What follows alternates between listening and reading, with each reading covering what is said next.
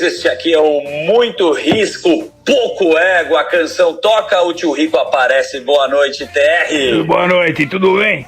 Hoje em dia, a estrela desse canal aqui hoje não é nem o tio Rico, nem o Zuki. Chama-se Benjamin Steinbrück. Benja, obrigado pela tua presença. Obrigado a vocês aí pelo convite. Muito bom aí estar com vocês. Que emoção, né? Antes eu vou fazer uma introdução, fazendo o seu currículo, que é importante, as pessoas sempre elas olham o currículo, apesar de você não precisar dessa apresentação, mas o nosso Benjamin Steinbrück, ele é ex-aluno do Colégio Rio Branco, se formou em administração pela Fundação Getúlio Vargas, foi o fundador, obviamente, do Grupo Vicunha, o maior grupo têxtil da América Latina, Banco Fibra, ele passou por vários lugares, também teve posição de gestor no Banco Safra. Benja, que prazer estar com você aqui, meu amigo. Prazer é meu, primo. Você esqueceu de falar que tá tocando o Jockey agora, uma bela gestão ali. É verdade. Mas olha... Para começar isso aqui, quando a gente conversa com algumas pessoas, sejam empresários, artistas, enfim, aqui nesse programa, tem algumas peculiaridades que são pessoas que fazem no Brasil um trabalho é uma guerra diária. Quem empreende, quem toca a indústria, então tem que ganhar 2 vezes mais esse papel, porque de fato não é fácil. O cara que toca setor financeiro, que é um pouco mais o meu lado, tem algumas facilidades, enfim, que o mercado de indústria real, que é mais a vida do dia a dia do Benjamin, toca. Você tem, uma série de folha de pagamento, salário, você tem a questão do câmbio, ainda mais quando você fala de aço. Benjamin, vamos começar falando um pouco da gestão macro e micro do cenário atual brasileiro.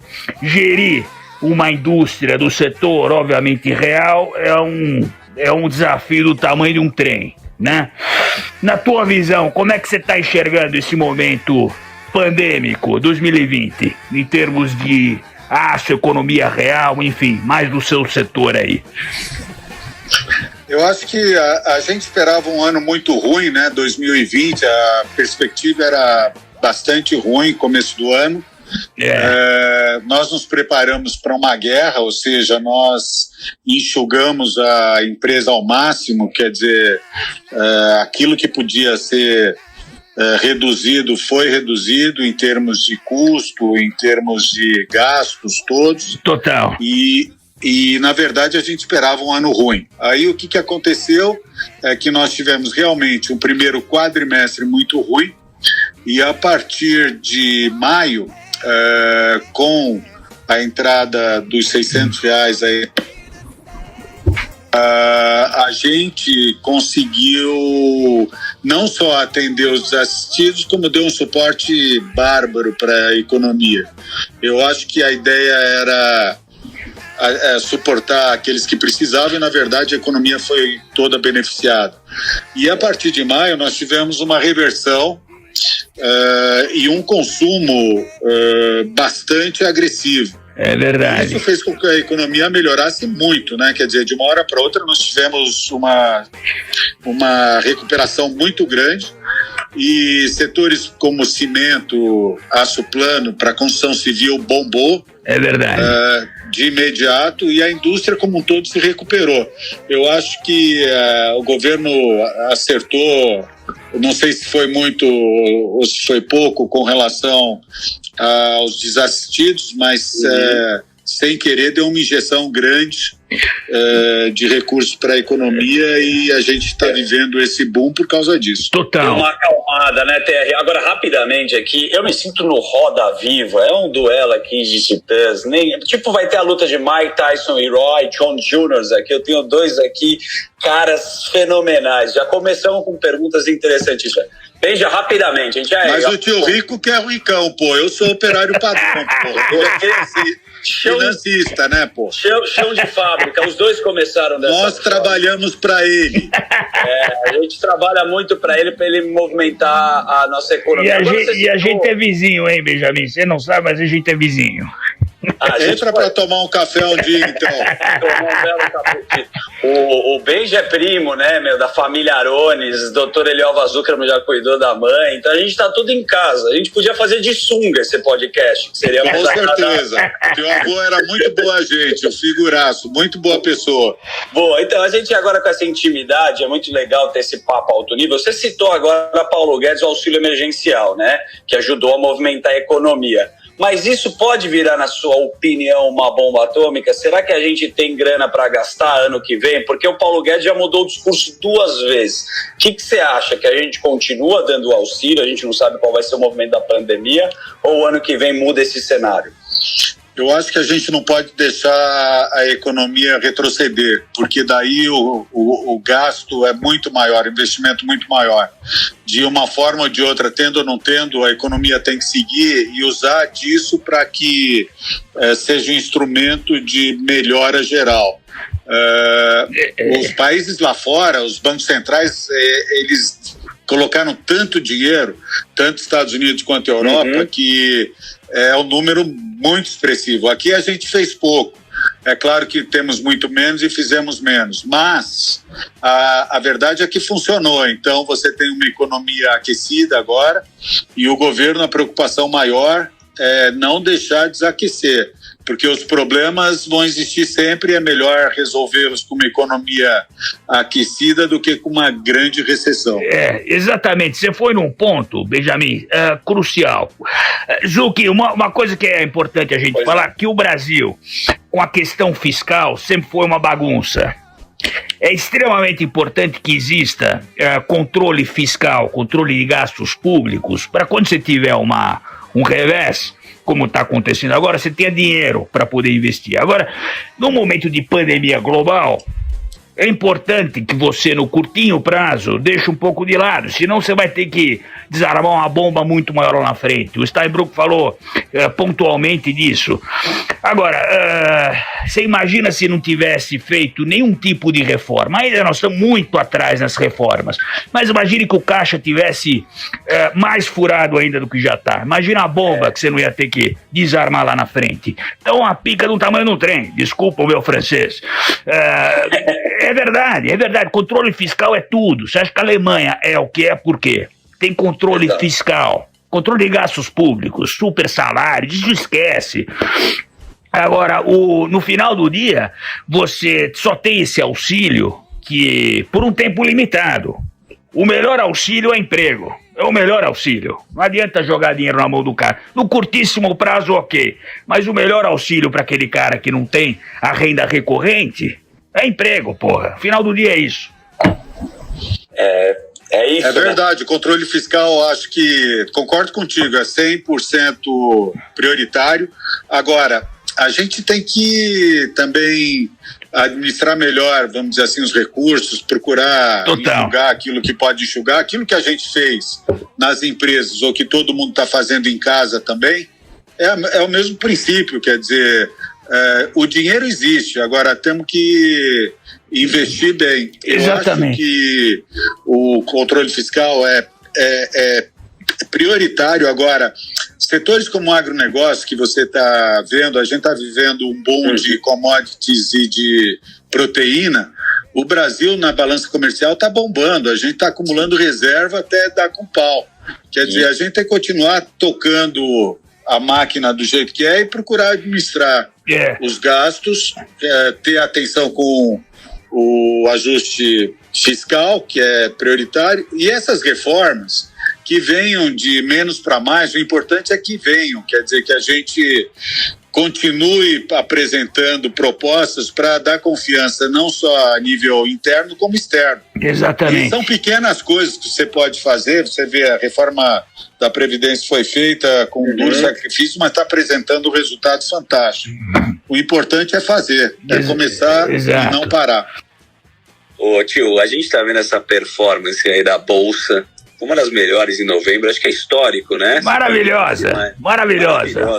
Compra ou vende, né? Porque você fez o diversificar no Safra Invest, mas você tem que responder agora. Compra ou vende? Olha, todo mundo, no começo do meu Instagram, dos podcasts, todo mundo, não, porra, aquele papo, eu quero ganhar dinheiro rápido, esse ano, Zucchi, nós tivemos os extremos.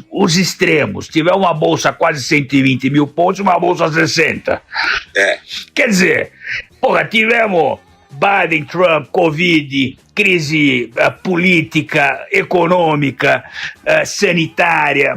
O meu perfil, é de tomar risco até as tampas, mas eu não recomendo isso para todo mundo. Então, assim, no final do dia, é aquela velha história, eu compro ação como eu compro pão, e não como eu compro perfume. Tá maravilhoso. Perfume você compra uma vez a cada 2, 3 anos. Você compra quando você viaja no free shopping, que é mais barato, e às vezes numa oportunidade. E pão é todo dia. Exato. Agora deixa eu te falar, no geral, a gente conversa com uma porrada de gestores. A gente conversa com... depende muito do perfil, né? Eu sempre estou comprando, tem gente que morre de aversão a risco. Mas, no geral, eu compro sempre. Então, Mas deixa eu te fazer uma pergunta de verdade, assim, porque qual é a sensação? Quem nunca entrou na bolsa, né? Você sempre acha que você está perdendo uma oportunidade. Quem está olhando de fora e fala, puta, perdi esse vagão, perdi o bonde. O que você acha que é oportunidade? A gente viu que, depois da pandemia baixou pra cacete, foi a oportunidade das pessoas investirem, né? Quem tinha a bala no momento, mas a gente defende longo prazo. No longo prazo, num perfil não tão conservador, perfil que você me conhece, o que você indicaria agora para diversificar? Olha, no geral, Zucchi, eu gosto de ação porque cada vez mais o desenvolvimento econômico de um país se dá na economia real, no mercado de capitais, e não nos juros. É claro que eu gosto muito de olhar para juros ou para questão de liquidez. Se tiver uma dor de barriga, eu compro mais barato. Eu prefiro comprar. Eu falo, Betina, você quer comprar uma Hermès a 100 mil ou a 50? A bolsa é a mesma. Boa. Então, eu sempre mantenho liquidez e dá para fazer coisa de renda fixa para manter o negócio de líquido. Dá para fazer coisa com taxa boa. Legal. Com taxa boa. Às vezes eu debato muito com gestores de mercado. O cara da SPX, o Xavier, o Apple, essa turma, ela é mais pessimista com o Brasil. É mais pessimista. Às vezes, quando o Brasil amarga, esses caras ganham dinheiro.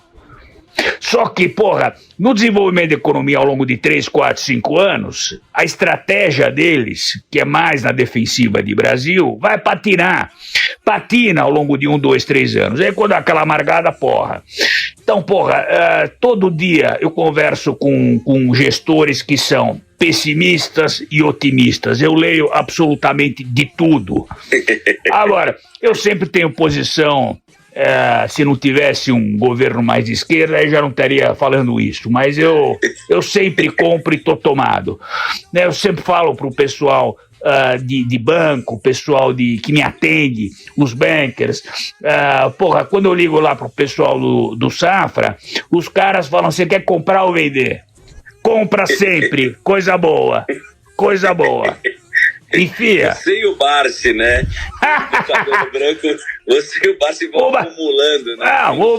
O Barsi anda de metrô, você olha pra ele e fala assim, cacete, o que esse cara faz da vida? Só tem 2 bi na conta de ação. Então tem que ser isso.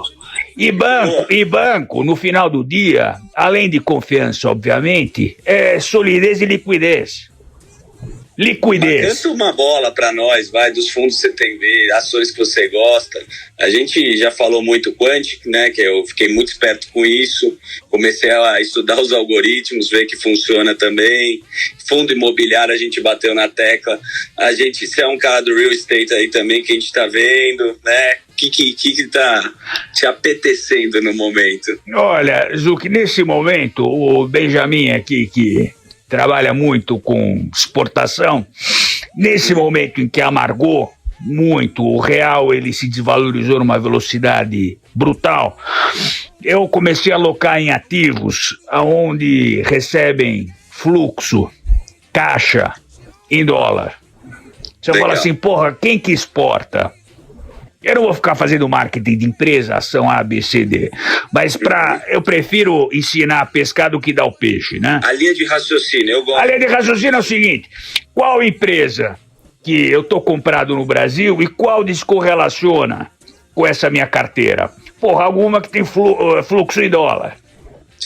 Exporta para fora o fluxo dela em câmbio valorizado, e o dólar se valorizou muito, não só contra o real se desvalorizou mais do que a média, mas no geral, se você fizer um comparativo, o dólar se valorizou na frente de todas as moedas, por conta de incerteza global, política, econômica, sanitária. Então todo mundo, em vez de você comprar a ação de um país emergente, fala assim, quer saber? Eu vou comprar uma ação do Brasil, um gringo falando, né?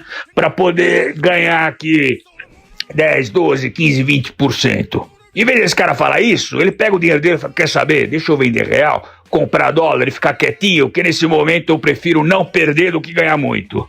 Fenomenal. Então, porra, quem tem interesse na gente, né? Vamos brigar com a França. Daqui a pouco a França não vai querer comprar mais. Só que pensa o seguinte, Zucchi, chega um momento em que você começa a ter um pouquinho mais de previsibilidade e a moeda do gringo mais forte começa a olhar a oportunidade aqui, fala assim, cacete, minha moeda tá 5,5 vezes mais forte. Olhando para a Bolsa Brasileira em real, fala assim, porra, de forma, o câmbio tendo valorizado, o cara fala, pô, quer saber, vou tomar um pouco mais de risco. Aí você começa a sentir um fluxo contrário, e aí você começa a atrair um pouco de capital. Não acho que vai ter um puta de um spike no Brasil, que ainda tem muita lama pra comer. Mas imagina se a gente não tivesse perdido o investment grade. Você imagina. E os gringos voltaram.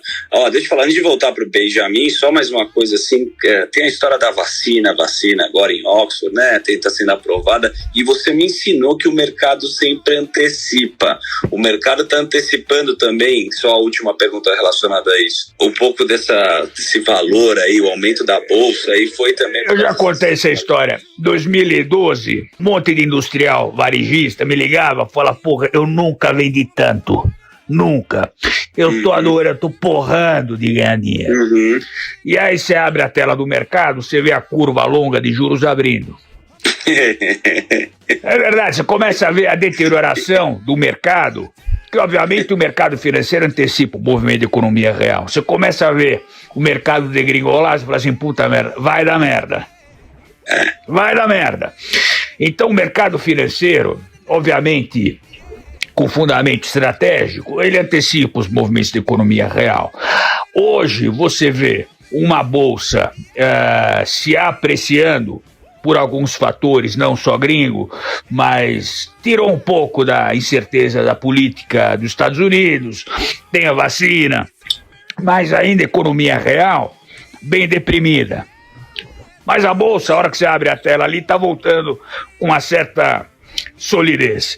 Então o mercado funciona assim. Eu adoro o mercado financeiro porque, porra, para você de fato, se você pensar no fundamento disso, se você entrar com fundamento de verdade, você está, entrando em mercado de capitais, empresa, tem acesso a vários setores, principalmente esses de forma tática, quando o Brasil deu essa degringolada, em tomar empresas que têm o fluxo mais em dólar ou que têm exposição mais globais. Então isso é maravilhoso.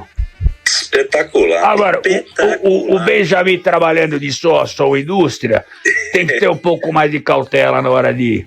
Porque vamos voltar pro Benjamin. Industrial no Brasil é o herói. Você já sentou muito em Brasília, você teve até cargo político. O que você acha que é a maior dificuldade do Paulo Guedes? Que obviamente, né, ele falou muito em privatizar, ele não tem conseguido fazer tudo, óbvio que a pandemia, né, ajuda, e também tem o lado da diplomacia, né, de uma guerra política. Qual que é a sua avaliação do Paulo Guedes para esse trabalho dele? Como que você... Olha, hoje em dia, se ouve o Paulo Guedes falando uma coisa e se ouve o presidente falando outra, você fala claramente esses caras não estão se conversando. Claramente. Se tiver uma segunda onda, nós vamos manter o auxílio. Aí o Paulo Guedes diz, não vamos manter porque acabou o dinheiro. Pera lá.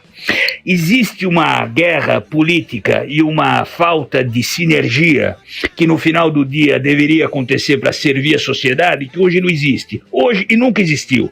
Mas isso é uma natureza da política, não é só Brasil. O Brasil é um pouco mais enraizado esse tipo de bagunça, mas no mundo inteiro acontece isso. E cabe à sociedade a cobrar esse tipo de posicionamento. Com certeza, as reformas, é o que o Benjamin falou, as reformas, se elas vierem no maior ou no menor grau, elas precisam acontecer. Reforma tributária. O que eu já falei para você, acho que o Benjamin sabe melhor que ninguém. Você vai explicar a malha tributária brasileira para um gringo? Você tem que fazer um PowerPoint de 190 páginas. 190, não dá. É um caos. Ei, Benjamin, você sabe isso melhor que todo mundo. Você ainda que tem uma sinergia global, é um negócio de louco. Precisa ter a reforma estrutural. Senão não tem jeito. Não tem jeito, não vai pra frente. Aí você vai ter aquele ciclo de aumento de juros, porque aumentou o consumo, a inflação sobe. Não é estrutural de verdade, poucas coisas aconteceram. Mas é o que o Steinbrück falou. A reforma da Previdência veio na porrada, precisava ser um pouco maior, mas veio, melhor isso do que nada. Passou, graças a Deus. Passou. Steinbrück, o teu ponto, em termos de câmbio, quando você tem uma pandemia, um momento de muita incerteza, todo mundo vai para moeda forte, né? Dólar, aí sai a depreciação do real. Na tua visão, no teu business, como é que foi isso aí? Como é que você olhou essa depreciação do real frente ao dólar? Isso, como é que no final do dia te ajudou, não te ajudou? Como é que foi isso aí? A gente tem uma parte grande exportadora, que é a parte de mineração, né, o minério de ferro, e certamente o dólar ajudou bastante com relação à exportação. E também, pelo lado da importação, fica mais difícil e mais caro, ajuda bastante o mercado interno. Uhum. Então, eu acho que ajuda, por um lado, em termos do que a gente importa, por exemplo, carvão e coque, que o Brasil não tem. Aliás, é a única coisa que o Brasil não tem, é coque siderúrgico e carvão. A importação fica mais cara, né? Mas, no geral, eu acho que a gente é 60% exportador, 40% importador. O dólar, na minha opinião, poderia estar aí a uns 5,20. Acho que vamos chegar nesse dólar ainda. Também imagino. Acho que está muito desvalorizado o real. Uhum. Agora, a gente estava falando da parte fiscal, importante aqui, queria dar um exemplo, tio Rico e Daniel. Diga. A gente tem negócio na Alemanha, a gente tem uma siderúrgica na Alemanha, tem 800 empregados lá. Uhum. Você sabe quantos processos trabalhistas nós temos lá na Alemanha? Quantos? Com o sindicato sentado na mesa do conselho. Sabe quantos são? Quantos são? 0, não temos nenhum. Impressionante. E aqui sabe quanto nós temos aqui no Brasil? Quantos? 15 mil. Por isso que é tão difícil empreender, além da burocracia. Puta, esse cara é um guerreiro, dá uma medalha. Não dá. Tem que dar uma medalha. Mas vamos dar uns passos para trás, né? Vamos entender assim, porque assim, você, o garoto do Colégio Rio Branco, né? Obviamente que a sua família tem um histórico, né, de empreender. Da onde que foi o seu primeiro salário? Onde foi o seu primeiro emprego? O que você começou a fazer? Eu ficava com meu pai, eu comecei muito pequeno lá, trabalhando com ele lá para fim de semana, ele me levava para São Roque, para a fábrica, eu ficava colando tabuleiro lá para ganhar algum dinheiro. Boa. Mas para trabalhar de verdade, comecei com 18 anos, quer dizer, eu estudava à noite e trabalhava, com 18 anos eu tinha a carteira registrada e daí comecei e aprendi muito com ele, fiquei a maior parte do tempo ao lado dele, foi realmente meu grande mestre. E esse lado... o Túlio Vargas, que me deu um suporte também. Show. A nível acadêmico, né? Legal. E esse lado de liderança? Você fala que você tem 15 mil funcionários. Total, quantos funcionários hoje você sabe me falar que você tem registrado em todas as empresas? Porque a liderança, como é que gerencia a tanta gente, não na parte só fiscal, psicológica, né? Como você falou, tem processo. Como é que você faz para tocar essa liderança? A gente realmente, aqui na CSN, só na CSN, a gente tem 32 mil funcionários. Agora, a questão de liderança que você falou é uma coisa interessante. porque você pega na pandemia, por exemplo, a discussão de home office está presente. Sim, No fim, eu vim aqui todos os dias, a gente resolveu fazer home office para o grupo de risco e os outros a gente exigia a presença, porque indústria é mais complicado que serviços, assim, né? Quer dizer, sistema financeiro, comércio, sim, às vezes é mais fácil do que a indústria, é verdade, no dia a dia de fábrica. Aí, para você ter a liderança, você tem que dar o exemplo, para você dar o exemplo, você tem que estar presente, o que é bom para você tem que ser bom para os outros. Então, é por aí. Não, e outra coisa, Benjamin, se você der, uma coisa que o Marcel Telles fala, se você der o menor indício, se você está no topo, ou é presidente, CEO, o menor indício que você faz diferente daquilo que você fala, acabou. Você pode fechar o teu negócio, que o negócio não vai para frente. Você tem exatamente. Respeito. Exatamente, você tem que estar lá todo dia. E o cara que é de indústria, ainda mais indústria pesada, Zucchi, pensa o seguinte: além do serviço, do produto, do trabalho, você tem a questão da segurança. Porque vai o cara perder uma mão ali de sei lá, uma máquina que tá quente, ou um negócio que corta o dedo do cara, vai lá fazer isso pra você ver. Corre risco de vida no final do dia. Então, quer dizer, você tem eu tô falando, um gestor aí que é amigo nosso, o cara fala o seguinte: todo dia eu acordo e dou graças a Deus que eu sou gestor de fundo e não dono de indústria. Porque é um desafio. Zucchi, vai lá, tá todo dia na pele do Benjamin, vai lá. É muito desafio. Não, e assim, é o cara do chão da fábrica, né, que tá lá, tá mostrando a sua presença com um exemplo, mas culturalmente, essa liderança, você acha que mudou a forma de você lidar com as pessoas? Hoje você falou do home office, você tá vendo que tem uma mudança gigantesca, uma mudança gigantesca comportamental, né, a forma de falar, como é que você se adapta com as pessoas, né? Você tem 4 filhos, imagino que o tempo inteiro você está sendo a se revisitar, né, nesse conceito. Como é que funciona nessa parte também emocional? Eu acho a gente vai sair completamente diferente do que entrou dentro dessa pandemia, né? Quer dizer, eu acho que tudo está mudando, os costumes estão mudando. Eu acho que do ponto de vista industrial, a gente está vivendo uma revolução industrial, uma nova revolução industrial. Os negócios vão ser completamente diferentes também. Em 5 anos a gente vai ter um mundo completamente diferente e a gente tem que se adaptar para isso. E na verdade é comunicação, gente a gente. A gente tem que ser solidário, cada vez ser mais solidário, aproveitar dessa questão do corona para distribuir solidariedade,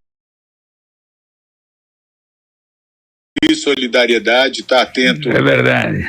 Com filantropia os outros, é importante, né? E preocupado com os outros, mas a verdade é que mostra a fragilidade toda do sistema, do nosso sistema, e que a gente tem que se adaptar. É verdade. E saber que o que está acontecendo com os outros acontece contigo, e o que acontece contigo acontece com os outros. Sim. Solidariedade vai ser a palavra da... 2020. Bonito. É isso. Benjamin, você, imagino que você é um cara que viaja bastante, visitando fábricas de ponta nos Estados Unidos, na Ásia. O que você tem importado de tecnologia e de gestão lá de fora para o teu grupo? O que você tem enxergado aí? Que eu visito muita coisa de tecnologia, e eu queria ver a tua visão nessa parte do teu business aí, do day by day. O ruim é que a gente está muito atrasado com relação à tecnologia. O bom é que a gente tem tudo isso para avançar. É verdade. Então, você pega, por exemplo... É ruim, mas é bom. A Alemanha, a gente produz 1 milhão de toneladas de aço, quase 1 milhão de toneladas de aço. A gente tem uma portaria com 8 pessoas. Aqui no Brasil, a gente produz 5 milhões de toneladas de aço. Nós temos 20 portarias com 400 pessoas. Então você vê a desproporcionalidade, como é que não é só a tecnologia, tá certo? Porque lá é tudo, mas aqui você tem que ter controle do caminhão, você tem que pesar caminhão, tem que verificar se não tem roubo, tem que verificar. Lá a premissa é que a coisa funciona normal e que o controle puro e simples tecnológico é o suficiente. Mas se você for analisar a tecnologia, é onde está, vamos dizer assim, a maior parte da revolução que a gente está vivendo. Com certeza. E você tem que estar atento a isso para tudo, né? Quer dizer, Tecnologia vai mudar a maneira de ser, vai mudar a maneira de viver, e quem não aderir e seja de imediato, fica para trás e não recupera. Né? Em todos os setores, hein, Benjamin? Todos os setores. Com certeza, todos os setores. A gente está vivendo isso já, né? Você, se tem interesse e quer saber o que tem de melhor, você tem acesso hoje à informação, é democratizada através de internet, você consegue saber de tudo aonde você quiser, a hora que você quiser. E se a gente tem humildade para querer comparar o que os caras lá fora estão fazendo com o que a gente está fazendo aqui, pô, a gente tá muito atrasado, muito atrasado. É aquilo que você falou, teu copo meio cheio e o copo meio vazio. Exatamente. Entendi.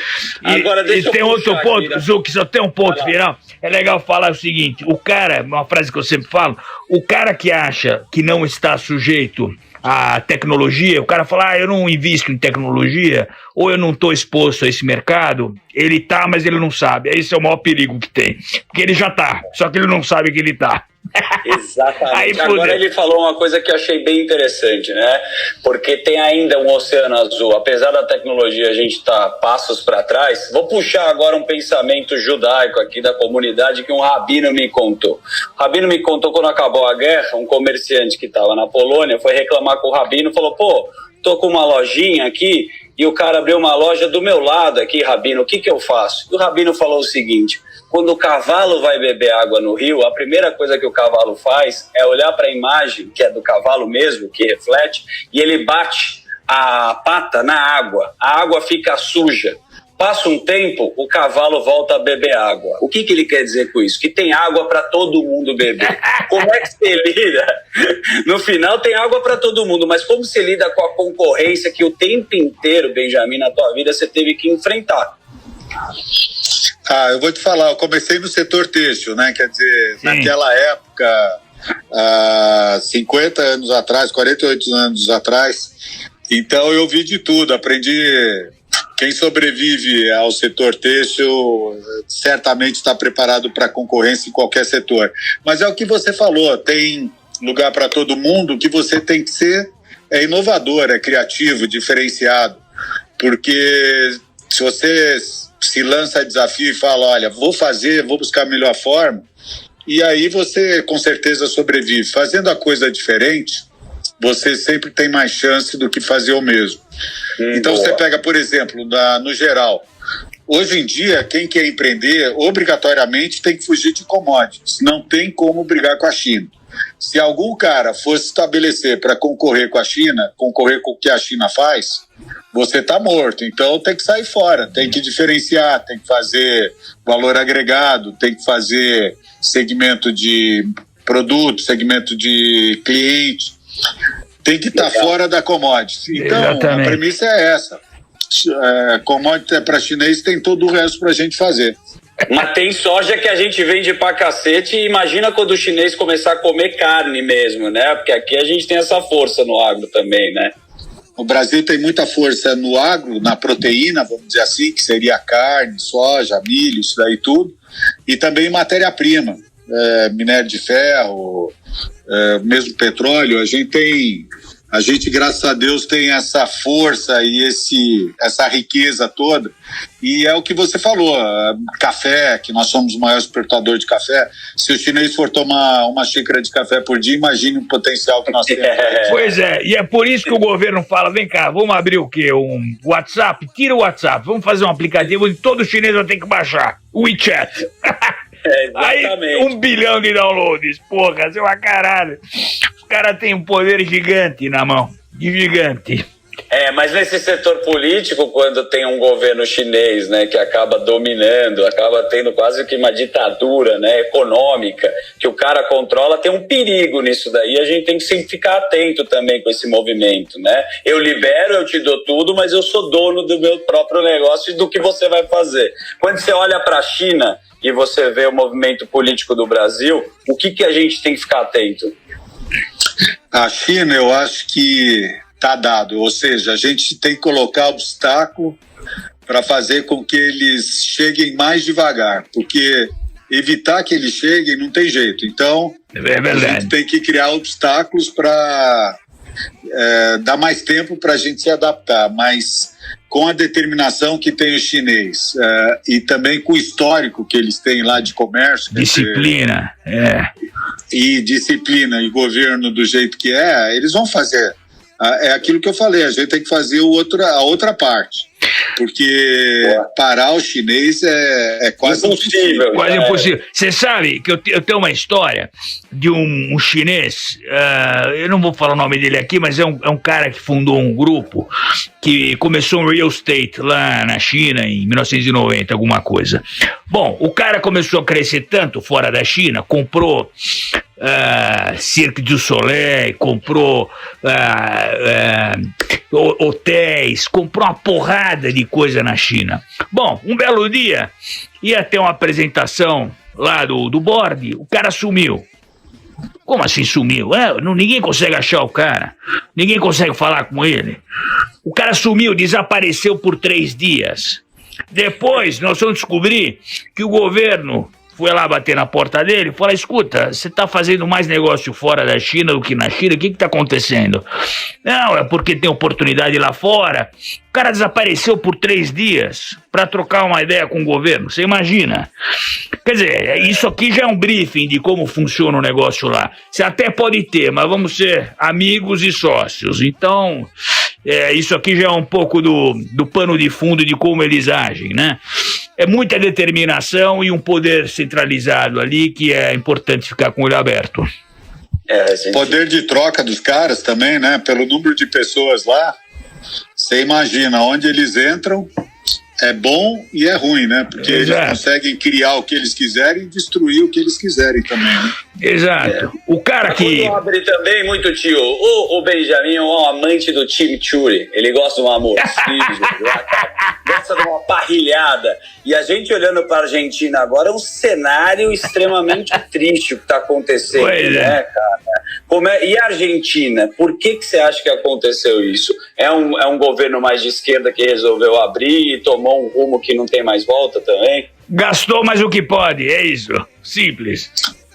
Gastou mal mais do que pode, né? Quer dizer, e a Argentina com o Macri, ele tentou fazer as reformas, mas lá o sindicalismo é muito forte, né? Quer dizer, você fica vendido para os sindicalistas. Qualquer governo de direita ou de esquerda, o que for, o peronismo impera lá, quer dizer, tem diversas facções do peronismo, mas todo dominado pelo sindicalismo, quer dizer, e sem fazer reforma, apesar de ser um país riquíssimo, né, que a Argentina poderia estar aproveitando essa carona aí da proteína também, mas muito difícil a situação lá. A situação lá realmente... É triste, né, o que está acontecendo, né? É triste. É muito triste.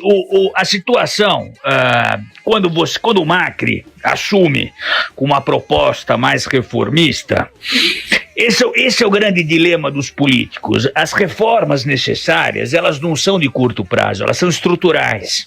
E para você fazer e aprovar uma reforma estrutural, você vai começar a colher os frutos em 5, 10, 15, 20 anos. E vai saber onde vai estar esse político daqui 20 anos. Então o cara fala, quer saber, deixa eu tentar colher um fruto aqui no curtíssimo prazo para falar que eu sou bom e me reeleger, do que realmente fazer um negócio que é bom para a sociedade e para o país.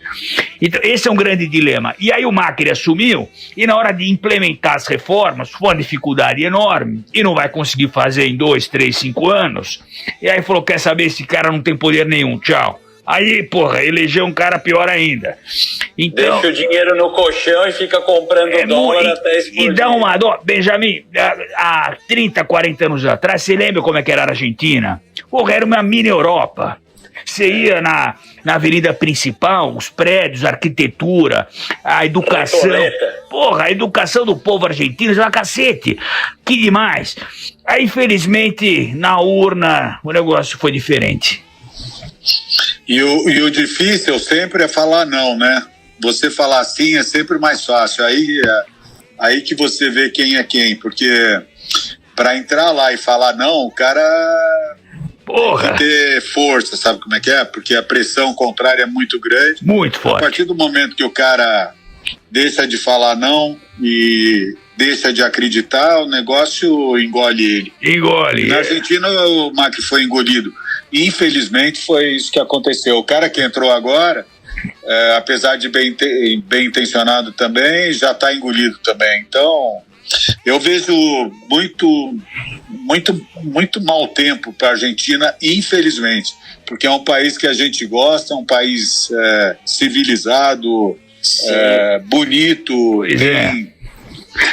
A gente sente bem quando vai lá, apesar das disputas esportistas e filosóficas, mas aquele país é um país que vale a pena. Pena que pegou a contramão. E os caras têm uma sensibilidade diferente do argentino, né, cara? Pro filme, a gente vê no cinema. É verdade. Mas, Zucchi, você sabe que isso aqui é uma lição pro Brasil. Se você votar errado num cara que vai gastar mais do que pode e acha que o dinheiro vai nascendo e é que nem aquela coisa. O Gustavo Franco uma vez falou de uma frase bacana de um fazendeiro argentino.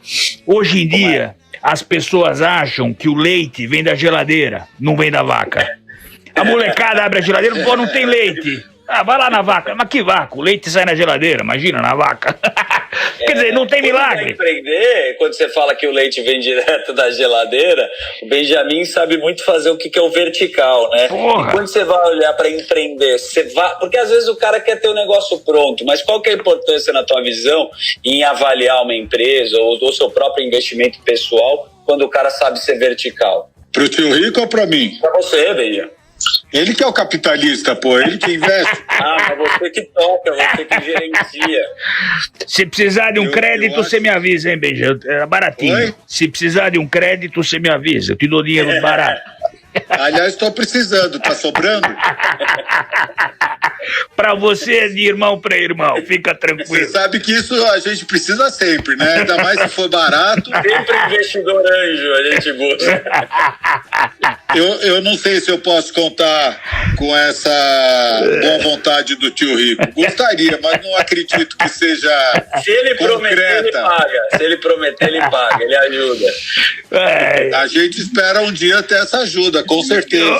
Uma coisa que eu aprendi, Benjamin, com os asiáticos é o seguinte: quando você for fechar o negócio, às vezes você fica um pouquinho pra cima, um pouquinho pra baixo, sai, toma um porre de vinho e aí você vai fechar o negócio, ou pra um lado ou pro outro. O mais forte vence. Falou, quem cair primeiro, perde e o outro ganha. Então o dia que você precisa... Vou te mandar vinho mata-orro que a gente produz no Uruguai pra você poder se embebedar. Mata-orro. Puta que pariu. Mata-orro e mata-rico. Ai, adoro o teu senso de humor. Sensacional. Ai, Me cacete. fala uma coisa, né? A Vicunha é uma das maiores fabricantes, né, de jeans no mundo.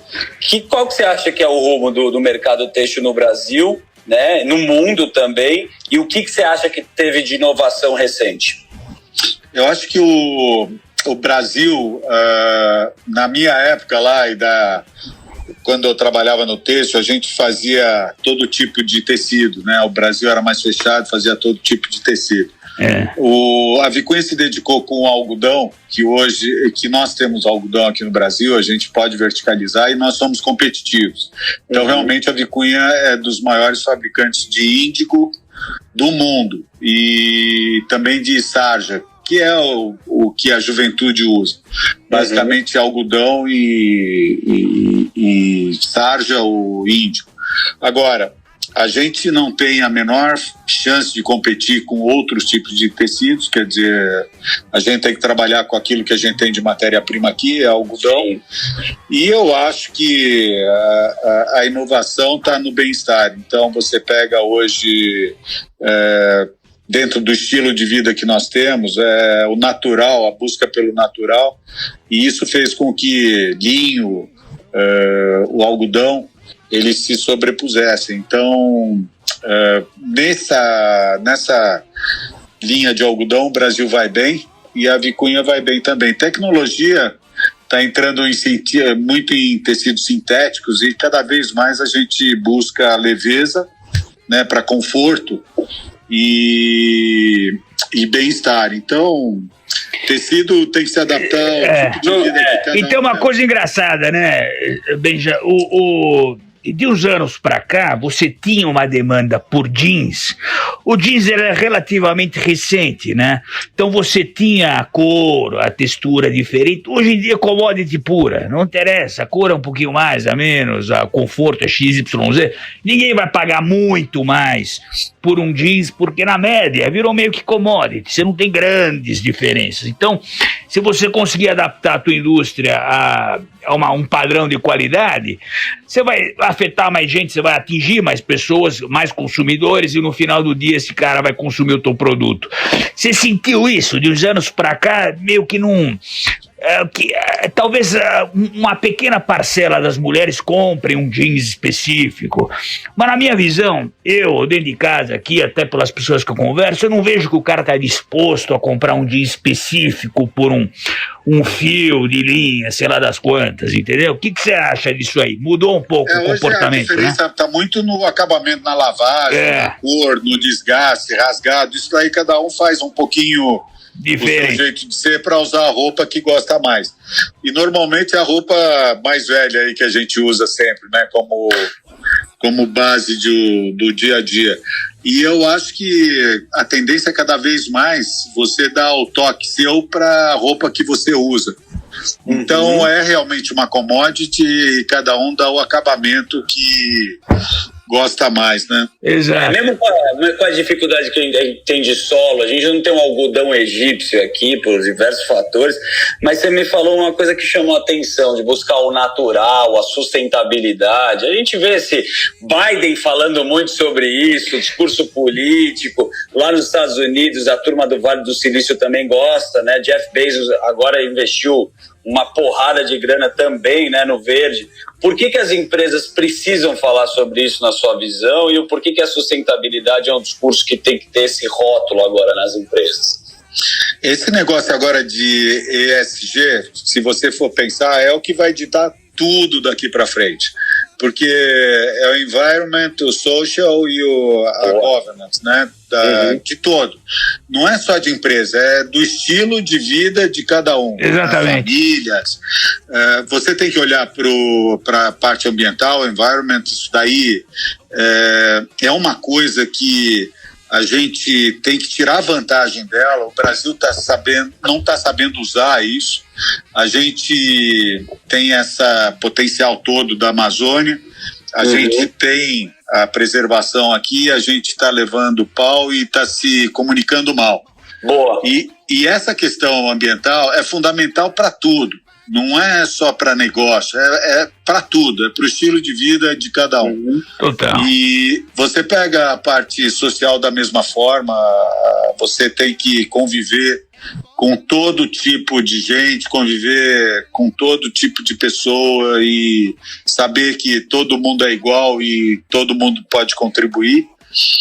E a gente tem que estar muito atento a isso, muito atento, porque qualquer decisão lá de fora, que não é só governamental, não pensa que é o Biden que vai jogar contra o Brasil por alguma coisa ou qualquer outro. Você pega, por exemplo, os fundos hoje gigantescos que tem lá fora, os caras podem deixar de investir a qualquer momento numa empresa ou num negócio que não atenda a isso.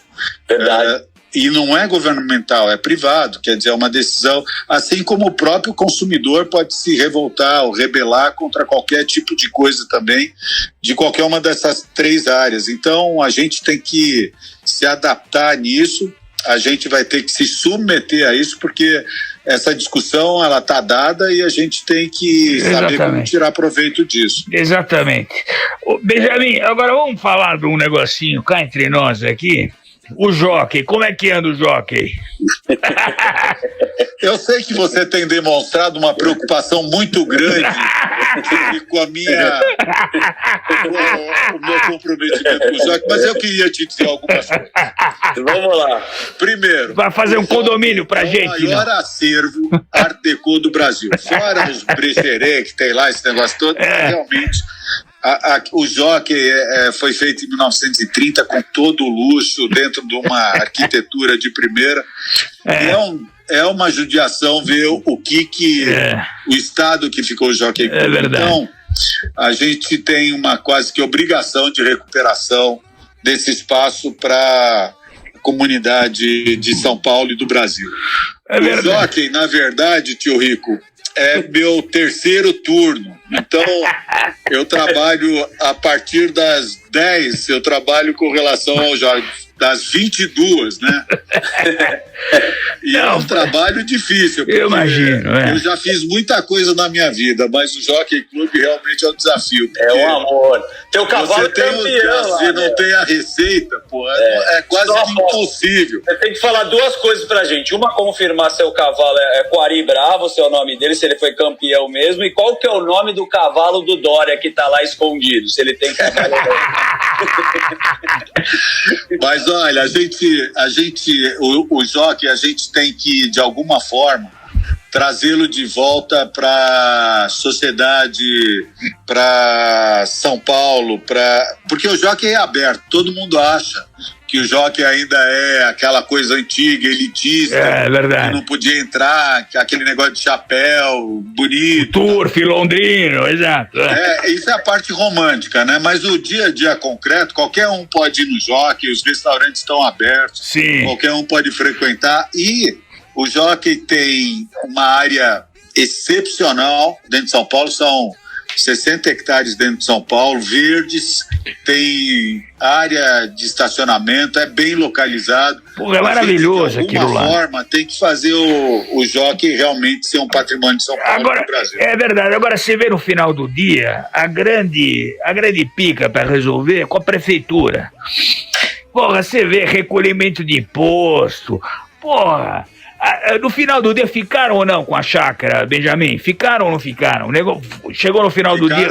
Ficaram com a chácara, mas não pagaram. Então é uma discussão que a gente tem. Você vê? Porque o Jockey, além de tudo, tem isso. A gente abriu mão de um patrimônio incrível, né? Mas, seja óbvio. Na Marginal, que... É maravilhoso aquilo ali. Nós cedemos a faixa para Marginal e não recebemos aquilo que deveríamos ter recebido, assim como a chácara do Ferreira foi apropriada e também não recebemos nada. Pois é. Agora, estamos naquela verdadeira... Revelações, pô. Tem que pagar. Você deu a faixa para ir para Marginal, a gente continua tomando multa e não adiantou nada, porra. Agora, Benjamin, na pontinha dele, mais longe da Ponte Cidade Jardim, lá no comecinho, parece que liberaram para subir prédio ali, não é? Eu recebi um negócio esses dias aí, falei, bom, deixa eu ver com o Steinbrook. Não, a gente está discutindo, porque tem uma escritura, o Jockey tem 660 mil metros quadrados. Puta que pariu. 66 hectares dentro de São Paulo. Tem uma escritura única e tem uma segunda, que são 70 mil metros, que não fazem parte da escritura original, que foram comprados depois. Então, esses 70 mil metros, eventualmente, é que a gente está discutindo para serem realocados e poder se fazer construção de alguma forma para se aproveitar e perpetuar o clube. O Jockey não precisa de muita coisa, mas tem que ter receita. Tem que ter receita, é verdade. Não tem jeito. Você sabe que um patrimônio daqueles largado é uma pena. Ué, não vai privatizar o Jockey? Não ia privatizar? Não tinha essa história também? Não, a gente estava discutindo com a prefeitura transformar num parque público o Anel do Prado.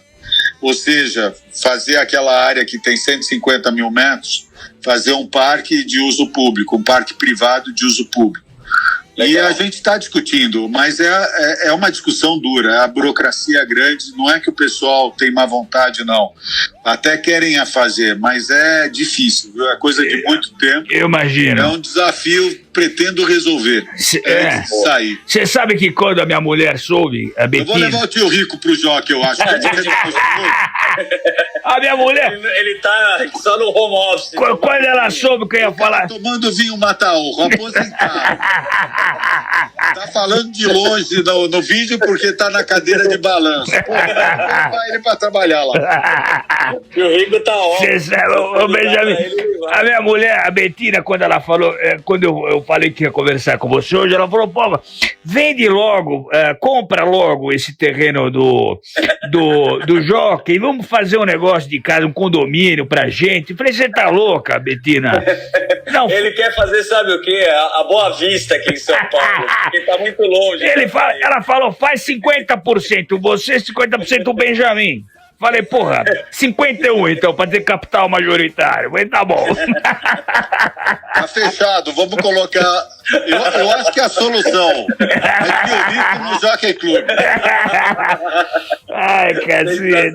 Ô, Benja, não tem como não agradecer. Maravilhoso, eu te amo. Nota 1 milhão, cara. Eu queria, assim, pra finalizar, tem bastante jovem, empreendedor, uma molecada que escuta a gente. Aliás, teus filhos, manda um beijo pros teus filhos, eles conversam comigo no Instagram, adoro eles. Puta, cabeça boa. Tem duas aqui que estão do meu lado, aqui, torcendo aqui pra... Manda um beijo grande. Trata bem o tio Rico.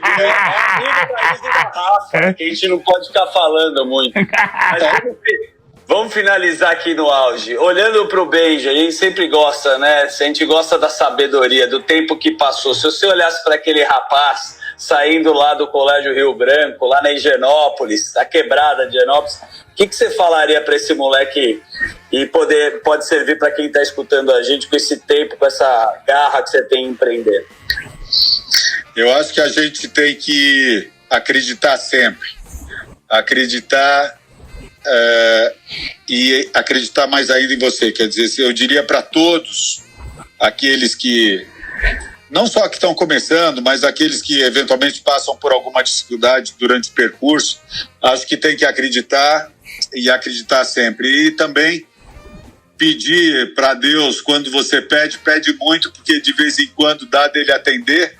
Então, já vem cheio, porque é verdade. A gente tem que ter fé e acreditar. Boa. E posso te falar? Acho que é isso, aquilo que eu posso. E Benjamin, essa tua energia, porra, nós temos problema todo dia, mercado que vai, volta, Covid, processo, mas no final do dia, tua essência, porra, esse papo foi maravilhoso, tua essência é ótima, é leve, é bacana, e a vida é uma só, tem que ser curtida dessa forma. Então, porra, te agradeço que foi do caralho esse papo, beijo grande. É igual Netflix, essa é a primeira temporada. A gente vai fazer uns 8 episódios. O tio Rico pode mandar fotografia, não? Ele costuma mandar da cintura pra baixo. Porra, deve estar... Bom, não posso falar. De sunga ainda. Quase que eu escorrego aqui Pelo amor de Deus, vamos respeitar teus filhos, porra. É isso. Benjamin... Estou aqui falando para não comentar o fato, mas... Vai ficar por uma segunda vez. Vai ficar uma segunda. Eu vou passar na tua casa pra te dar um beijo, tomar um café e te deixar uma carta de crédito. Vizinho, vem lá, vamos tomar um café. A gente vai marcar esse encontro épico, Benjamin. Vou levar um Partagas pra ele. Porra, adoro. Adoro. De manhã ainda, pra ajudar no hálito. Boa.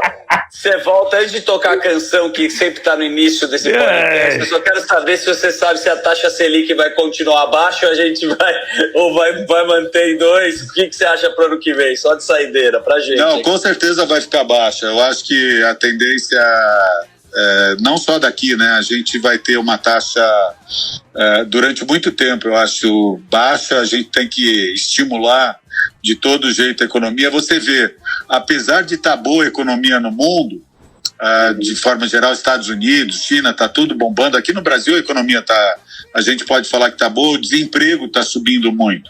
E é um fator, não tem economia saudável com desemprego alto. Então, é uma questão de tempo. A gente está aqui com quase 14 milhões de pessoas desempregadas, apesar de eu falar que a economia está boa, realmente está, mas a gente, de alguma forma, tem que manter juros baixos, tem que gerar emprego. Conforme a gente falou antes, a gente tem que a solução para tudo é ter emprego, é o cidadão ter uma Exatamente, vida a melhor bolsa digna, auxílio é essa. Acordar de manhã, trabalhar, voltar para cá, mínimo de vida, coisa civilizada para a família. Então, vai ter juro baixo, vai ter chance de empreender. Acho que tem muito empreendedor aí tímido que está na hora de sair para fora e tentar fazer alguma coisa. Eu acho que o momento é oportuno. A minha visão é que o Brasil é um país de oportunidade. A gente está vivendo uma boa oportunidade agora. Para quem acredita, acho que é hora de, às vezes, sair do que está fazendo. A zona de conforto. Uma coisa nova. Exatamente. Eu agradeço os dois. Porra, foi do cacete. O Benjamin, o tio continua na bolsa, já bateu 100 mil. Ele vai te mandar a carteira. Tio Rico, a gente compra ou vende? Tio Rico, para finalizar. Depende do teu médio. Pode falar? Às vezes o cara fala, pô, eu compro ou vendo. Depende, eu sempre opero em todas as pontas, no comprado e no vendido. Agora com o Biden, todo mundo, porra, mas pera o Trump, o Biden, pensa o seguinte, uma coisa já saiu do radar, a incerteza. Agora você tem certeza de quem vai assumir, já é uma pica a menos para resolver. É óbvio que essa turma, a molecada é normal, né? A pessoa, pô, eu quero ganhar dinheiro rápido. Eu falei, rápido não existe. Eu só opero com fundamento e com estrutura. Se quiser, é isso. Se não quiser, vai fazer um day trade que o tamanho da trolha geralmente é grande. Mas você falou do juro. O juro ele deve ficar baixo. Mas sabe o que eu acho, Benja? Só para finalizar, para não estender muito, o juro, eu prefiro que ele esteja um pouquinho mais alto neste momento para ele continuar por um período maior a níveis civilizados, do que se você pressionar muito no comecinho e depois ter que dar um sinal para a sociedade que você vai subir mais do que deveria. Então, o juro, no final do dia, ele só consegue ficar baixo com controle fiscal, com aquela reforma toda, e eu prefiro que o Banco Central seja mais cauteloso nesse momento e mantenha baixo, mas talvez não tão baixo como está agora. Talvez vai simular, tudo bem, mas mantenha por um nível um pouquinho mais alto para a curva não ficar tão diferente nos próximos anos. E aí no final do dia, na próxima década, você dá um recado para a sociedade de que de fato estruturalmente o juro vai manter baixo. Se não você pressiona muito no comecinho, você é obrigado depois a dar uma subida, e aí você dá um sinal para o mercado que vai ter que subir 25 bases, 50 bips, não sei onde, e aí é um recado ruim. Mas com certeza, emprego no final do dia é a melhor bolsa que a sociedade pode ter, seja aqui ou em qualquer lugar do mundo. Mas, tio Rico, se a gente reduz o tamanho do Estado, vamos dizer assim, se a gente faz qualquer tipo de reforma e presta atenção na parte fiscal, o juro pode ficar baixo. Exatamente, na verdade, exatamente isso. Se a gente fizesse qualquer tipo de reforma aí, qualquer coisa que faça no sentido de ter a confiança de fora, não tem por que subir o juro.